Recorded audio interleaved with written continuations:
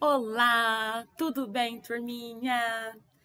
Nossa aula de geografia hoje está cheia de coisas legais, muito interessante para nós aprendermos sobre a povoação do nosso Brasil, a cultura, a diversidade cultural presente em nosso território, tá bom? Nós vamos continuar falando sobre alguns imigrantes que vieram para o nosso país, mas nós começaremos a nossa aula corrigindo a página 111, que foi tarefa de casa, ok? Relembrando, os indígenas foram os primeiros habitantes do nosso país, tá? Depois chegaram os portugueses para colonizarem as nossas terras, ok? E depois chegaram os africanos que vieram como forma de escravos. Mas vamos corrigir então o exercício 3. Observe o gráfico a seguir sobre a população indígena no Brasil. Então, população indígena no Brasil entre 1500, anos de 1500 e 2010, desculpa. O que o gráfico mostra? Então, a pergunta A, o que o gráfico mostra? A gente pode ler o título do gráfico para responder. Então, o gráfico mostra a população indígena no Brasil entre os anos 1500 a 2010. Vocês podem colocar essa resposta aqui no exercício A, né? Vocês já colocaram porque foi tarefa de casa, só a correção. Então, verifiquem se vocês acertaram. B. O que aconteceu com a população indígena em 2010 em relação a 1500, né? A gente pode observar, olhem só, 1500, o ano de 1500, né? A primeira barrinha e 2010, essa última barrinha. A gente pode observar, pessoal, que houve uma redução, né, no número de indígenas. Vocês podem escrever. Houve, olhem só, vamos observar, né? Olhem só a redução que ocorreu. Muito grande essa redução. Então, no B, vocês podem escrever que houve uma redução no número de indígenas em nosso país. Não se esqueçam de começar com letra maiúscula, tá? E houve começa com H, que é do verbo haver. C. Como é possível explicar as mudanças observadas nessa população, né? Então, por que houve essa diminuição de indígenas em nosso país? Vamos relembrar, então, da aula passada, né? A população indígena, ela foi reduzida, olha só, que é a correção da C, pelos conflitos, né? Então, a população foi reduzida graças aos conflitos que aconteceram entre os europeus e os indígenas, né? Os europeus, eles queriam dominar as terras dos indígenas. Então, nesse conflito, muitos indígenas morreram. E também porque os portugueses trouxeram para o nosso país, né, trouxeram para os indígenas doenças que existiam na Europa e que os índios não tinham imunidade para esses tipos de doenças. Então, os indígenas também acabaram morrendo pelas doenças trazidas pelos europeus, tá? Então, a diminuição da população indígena ocorreu devido aos conflitos entre europeus e indígenas e também às doenças trazidas pelos europeus, ok? Podem fazer uma pausa para vocês corrigirem com calma. Pessoal, nós vamos começar a aula de hoje, então, na página 102, tá? Na aula passada, nós estudamos sobre os povos indígenas no Brasil, né? Sobre esses conflitos entre os portugueses e a contribuição dos indígenas para a nossa cultura. Hoje, nós vamos iniciar os estudos falando sobre a contribuição dos europeus e depois sobre a contribuição dos asiáticos, tá bom? Vamos ver a importância desses europeus para o nosso país e por que eles vieram para cá, o que eles queriam, né? Vamos lá? Por volta do século XVI, os povos europeus intensificaram sua ocupação nas terras que hoje conhecemos como Brasil, tá?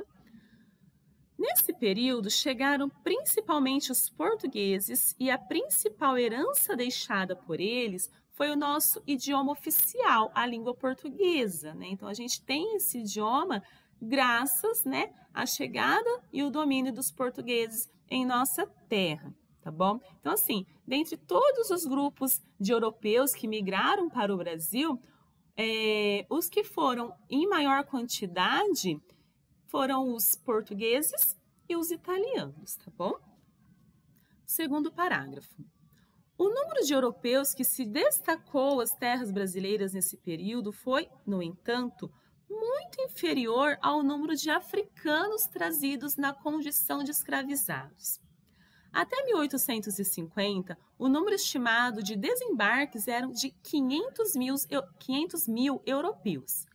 Para comparação, estima-se que até aquele ano já havia desembarcado no Brasil cerca de 4 milhões de africanos escravizados, um número que ainda aumentaria. Então, olhem só, né? Enquanto em um desembarque era de 500 mil europeus, né, já havia desembarcado cerca de 4 milhões de africanos escravizados, trazidos à força. Já no final do século XIX, após a proibição da escravização, em 1888, e durante todo o século XX, ocorreu a intensificação do fluxo de outros povos europeus e asiáticos para o Brasil, tá? Então, com a proibição da escravidão, o Brasil, né, os povos precisavam de mão de obra, precisavam de pessoas para trabalhar em suas lavouras, em seus campos. Como a escravidão estava proibida, né, a escravidão era realizada pelos africanos, né, e eles não recebiam nenhum salário. Então, como a escravidão foi proibida, outros povos vieram para trabalhar nas terras brasileiras, tá? Então, aumentou o fluxo de europeus e asiáticos para o Brasil. Eles vieram para trabalhar, então vocês podem grifar, europeus e asiáticos vieram para trabalhar, especialmente nas áreas de lavoura. Especialmente nas áreas de lavoura, como cultivo de café e depois, mais para frente, nas indústrias, né? Quando começaram a surgir no país. Eram, em sua maioria, italianos, espanhóis e portugueses. Mas vieram também alemães, sírios, turcos e depois os japoneses, tá bom?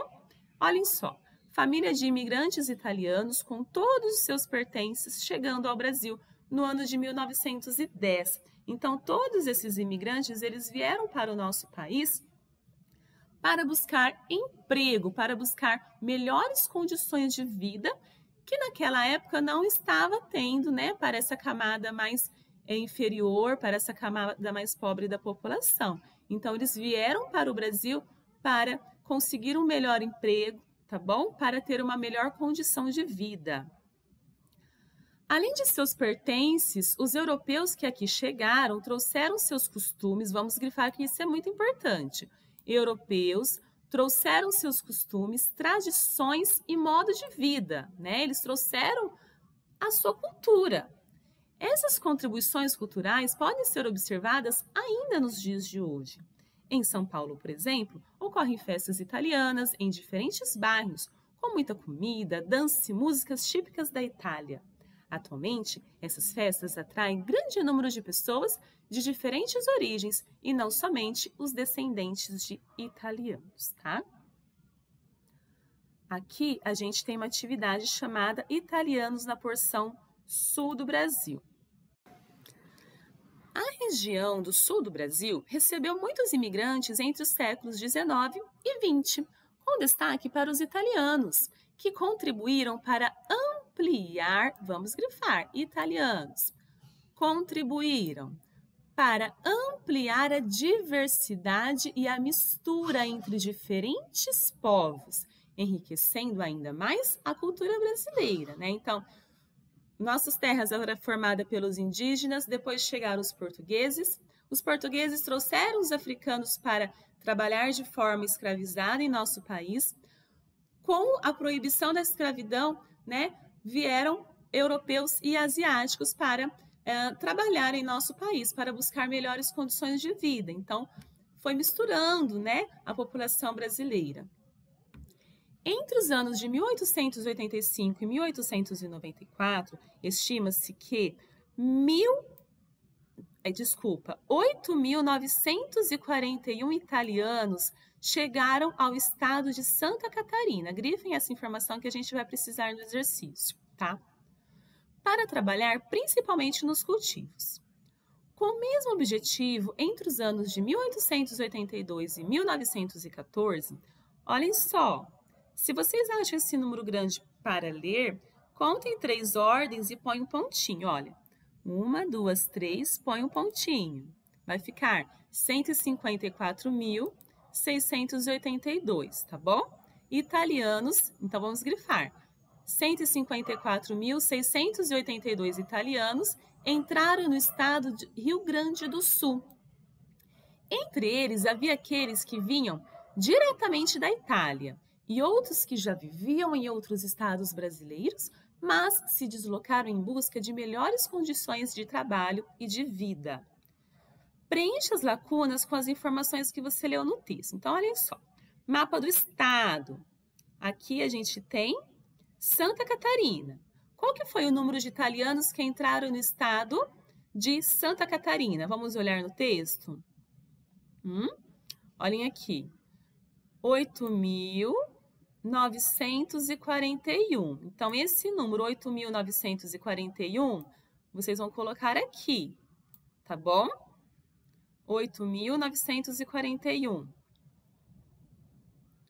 Deixa eu colocar aqui para vocês. Tá muito grande.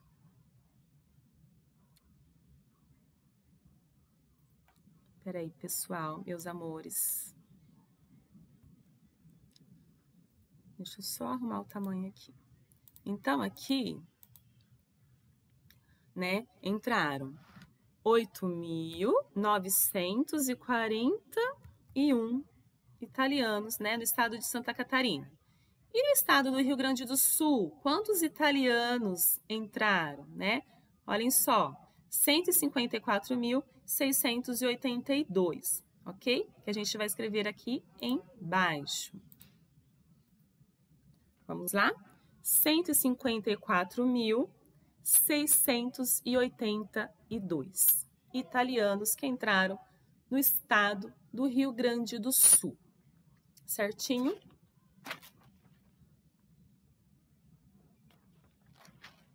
Vamos falar um pouquinho sobre a contribuição dos africanos na página 104.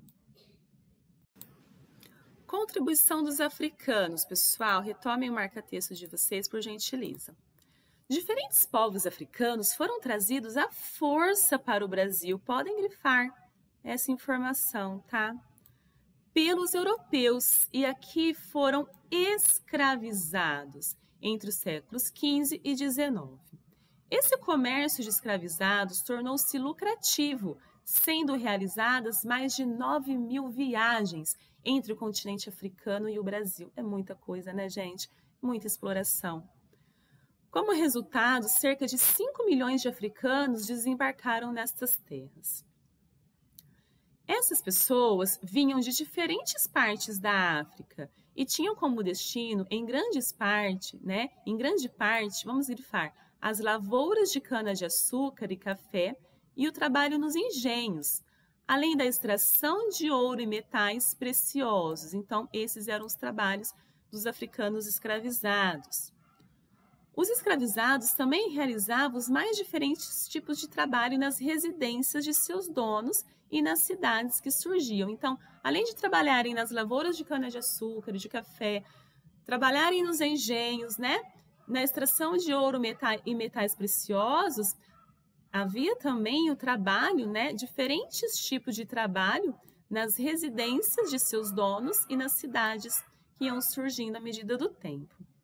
Aqui a gente tem a foto da obra de arte Pequeno Moinho de Açúcar, tá? É um trabalho realizado para a produção do açúcar em um engenho. Durante mais de 300 anos de escravidão no Brasil, esses grupos de africanos que aqui chegaram lutaram não apenas por liberdade, mas também para preservar seus modos de vida. Nesse processo, seus costumes influenciaram a cultura brasileira e receberam influências dela. Então, quando os africanos foram trazidos para o nosso país, os portugueses também queriam substituir a cultura deles pela cultura dos europeus. Então, os africanos, eles lutavam, né, pelo fim da escravidão e também para preservar a cultura deles. Atualmente, notamos a forte influência da cultura africana na identidade da população brasileira. Vamos ver algumas, né? Na música, como o samba de roda, na religião, como a Umbanda, nos esportes, jogos e brincadeiras, como a capoeira, nos instrumentos musicais, como o atabaque, e na língua, como diversas palavras e expressões particulares, como minhoca, berimbau, gangorra e giló. Então, essas foram algumas contribuições dos africanos, tá bom? Agora, a contribuição dos asiáticos. Vamos lá? Os asiáticos, especialmente os japoneses, tá? Os asiáticos, especialmente os japoneses, compõem outro grupo que imigrou em massa para o Brasil, ou seja, em grande quantidade. A chegada dos japoneses deu-se a partir de 1908. Ao desembarcar no Porto de Santos, em São Paulo, muitos se dirigiam para as hospedarias de imigrantes e, em seguida, foram encaminhados ao interior do país para realizar trabalhos em pequenas lavouras e nos grandes cultivos de café. Então, vocês podem grifar também, pequenas lavouras e grandes cultivos de café, tá? Então, a maioria dos japoneses que veio para o nosso país foi para se dedicar às lavouras, tá bom? E ao cultivo de café. Os japoneses também vieram em busca de trabalho e em busca de melhores condições de vida. Imigrantes japoneses no trem com destino ao interior de São Paulo, para onde grande parte deles foi encaminhada a fim de trabalhar nas lavouras, tá? A maioria dos japoneses que vivem no Brasil residem, né, em São Paulo. Os imigrantes japoneses marcaram fortemente as paisagens do lugar do Brasil onde vivem e onde muitos de seus descendentes ainda vivem, tá? Ainda hoje, as cidades que mais recebem esses imigrantes mantêm a tradição do Japão. Técnicas de trabalho, sobretudo na lavoura, a culinária, as danças, as festividades, são alguns exemplos da influência desse povo na cultura brasileira. Então, a gente tem como muito comum aqui no nosso país a cultura japonesa, né? O sushi. Aqui em Ribeirão Preto, que existia o Festival Tanabata, que era um festival muito legal, que trazia toda a cultura e a culinária japonesa para Ribeirão. Atualmente, estima-se que cerca de 1,5 milhão de brasileiros sejam descendentes de japoneses. Muitos deles, cerca de 400 mil, vivem no estado de São Paulo. No bairro da Liberdade, vocês já ouviram falar do bairro da Liberdade em São Paulo? É possível observar diversos aspectos da cultura japonesa, desde as roupas dos habitantes e os ideogramas, né, aquele tipo de escrita dos japoneses, nos restaurantes e no comércio, até as festas e as comemorações que realizam. O bairro é muito visitado por turistas, especialmente nos finais de semana, né? Não agora que estamos de quarentena, quando são organizadas barracas que vendem comidas típicas, roupas ou artesanatos. No entanto, percebe-se a influência japonesa por todo o país, né? A maior concentração está em São Paulo, mas também tem em todo o país, como no município de Tomé-Açu, no Pará, em Açaí, no Paraná, e Ivoti, no Rio Grande do Sul, tá bom? Olhem só, festival japonês realizado no Paraná em 2018. Aqui, pessoal, vocês vão fazer de tarefa de casa o exercício 3. Cite aspectos da cultura japonesa que você reconhece no seu modo de vida e no dos seus familiares. Então, vocês podem observar questão da culinária, questão dos costumes, das roupas, enfeites ou objetos que vocês possam ter. Vocês podem conversar com a família de vocês para realizar o exercício 3, tudo bem? Então, de tarefa de casa é apenas o exercício 3 da página 107, tá bom? Agora, nós vamos lá para a página 110, pessoal.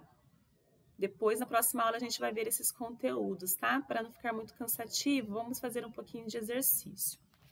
Exercício 1. Indique 3 exemplos de manifestações culturais provenientes de povos estrangeiros existentes no lugar onde você vive. Quais manifestações culturais que a gente pode observar onde a gente vive, né? Como a gente pode falar um pouquinho sobre o Japão, que tem grande influência em nossa região, né? Através, por exemplo, do judô e também do sushi, né? Que é uma culinária japonesa. Então, país de origem aqui no caso é o Japão, ok? Vocês podem colocar outras influências, eu só estou dando um modelo de resposta, mas vocês podem colocar outras se vocês souberem. Será ótimo, tá? Também da Itália, né? Que tem uma forte marca em nossa culinária através da pizza, através do panetone, tá bom? Aqui eu vou colocar então a Itália. Lembrando que vocês podem fazer outros exemplos, tá bom? E eu acho que a gente não pode deixar de citar a contribuição dos africanos, né, em nosso país. Eles já vieram de uma maneira tão injusta, forçada, né?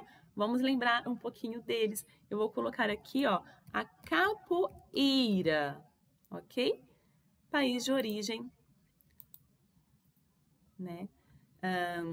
País de origem, a gente pode colocar países da África, né? Lembrando que a África é um continente. A gente tem o país da África do Sul, mas aqui, como os africanos, né, eles são do continente da África, coloquei países da África, tá bom? Tudo bem? Mas se vocês tiverem outros exemplos, vocês podem colocar também. E para terminar, vamos fazer o exercício 2. Observe a fotografia a seguir e leia a legenda. Imigrantes europeus posando para a fotografia em frente à hospedaria dos imigrantes em São Paulo, no final do século XIX. Inicialmente, para onde se dirigiam os imigrantes que aparecem na fotografia? Para onde eles estavam indo, pessoal? Inicialmente, né? Eles estavam indo para o interior do país, principalmente nos estados de São Paulo e Paraná, para trabalhar nas fazendas, ok? Então, a gente pode escrever que inicialmente estavam indo para o interior do país.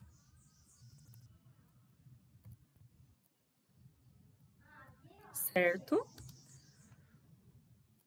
Para trabalhar nas fazendas. Inicialmente estavam indo para o interior do país para trabalhar nas fazendas. Vocês podem citar, né, principalmente em São Paulo e no Paraná. Vocês podem citar se vocês quiserem, tá? Podem pausar se for necessário. E B, quais atividades econômicas eles realizavam nesse local? Onde que eles trabalhavam, né? A gente não viu que eles trabalhavam principalmente nos campos, pessoal, né? Nas lavouras e no cultivo de café? Eles trabalhavam em outras atividades menores também, só que as principais eram nas lavouras e no cultivo de café. Então, a gente pode escrever que a maioria trabalhava nas lavouras e no cultivo de café. Opa, deixa eu dar um espacinho aqui. A maioria trabalhava nas lavouras e no cultivo de café. É importante a gente sempre ler o que a gente escreve, porque às vezes a gente pode, né, ter algum errinho. Pessoal, a gente encerra a nossa aula de geografia de hoje, ficando na nossa cabecinha, né? Toda a importância dessa contribuição desses povos que vieram para o nosso país, né? Contribuem e a gente vive muitas de suas culturas através do nosso dia a dia, tá bom? Lembrando que os primeiros habitantes foram os indígenas, depois chegaram os portugueses para colonizarem a nossa terra. Trouxeram os africanos como trabalho escravo, tá bom? Depois, quando a escravidão foi proibida, povos europeus e asiáticos também vieram para o nosso país em busca de qualidade de vida, melhor qualidade de vida, melhor trabalho, ok? Um beijo para vocês e até a próxima!